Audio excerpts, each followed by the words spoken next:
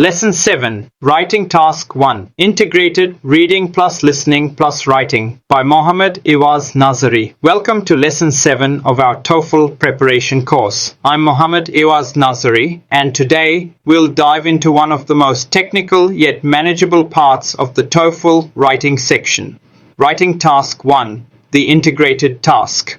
This task measures your ability to understand academic material from two sources, a reading passage and a listening excerpt, and then combine that information into a clear, organized written response. You are not being asked for your opinion. Instead, your job is to summarize how the listening responds to or challenges the reading. That's the most important point to understand.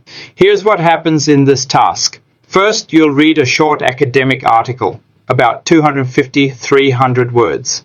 You'll have 3 minutes to read it. Then you'll hear a lecture related to the same topic. The lecture usually disagrees with the reading and provides 3 counterpoints. After the lecture ends, you'll have 20 minutes to write your essay, about 150 to 225 words long. The TOEFL isn't testing your opinion, creativity, or how much you know about the topic. Instead, it's testing your ability to understand the main points from both sources, identify the relationship between the reading and the lecture, organize your thoughts logically, and use clear English with correct grammar and vocabulary. Here's a structure that works every time. Introduction. State what the reading and lecture are about. Mention that the lecture disagrees or casts doubt on the reading. Example. The reading and the lecture both discuss topic. While the reading presents several reasons to support main idea, the lecturer disagrees and provides counter-arguments to each point. Body paragraph 1. Summarize the first point in the reading and explain how the lecture responds to it. Body paragraph 2. Summarize the second P. Point in the reading and explain how the lecture challenges it. Body paragraph 3. Do the same with the third point. Each paragraph should clearly show the connection between the two sources. Use phrases like, according to the reading. However, the lecturer argues that, in contrast, the speaker refutes this by saying, here's a sample example.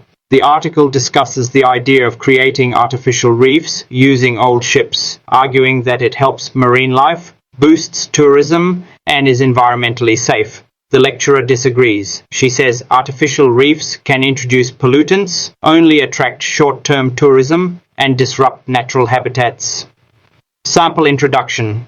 The reading discusses the benefits of creating artificial reefs from decommissioned ships, such as supporting marine life and promoting tourism. However, the lecturer disagrees and argues that these reefs may actually cause more harm than good. Tips for success. Take notes while reading and listening. Write down the 3 main points and how the lecture responds to each. Stick to the facts. Don't include your personal opinions or outside knowledge. Use transition words. They help your writing flow and show the relationship between ideas. Keep it clear and simple. Grammar and vocabulary matter, but clarity is more important than complexity. Watch your time. 20 minutes goes quickly. Plan for 2 minutes to outline and 18 to write. Common mistakes to avoid. Mixing up who said what. Always distinguish between the reading and the lecture, including your own opinion. Writing too little or too much. Aim for 150-225 words. Ignoring grammar. Small errors are fine, but don't let mistakes confuse your meaning. To master this task, practice summarizing and comparing ideas from readings and lectures. Use academic podcasts, news articles, or documentaries. Write short summaries explaining how one source challenges or supports another. Thanks, Mohammad Ewaz Nazari.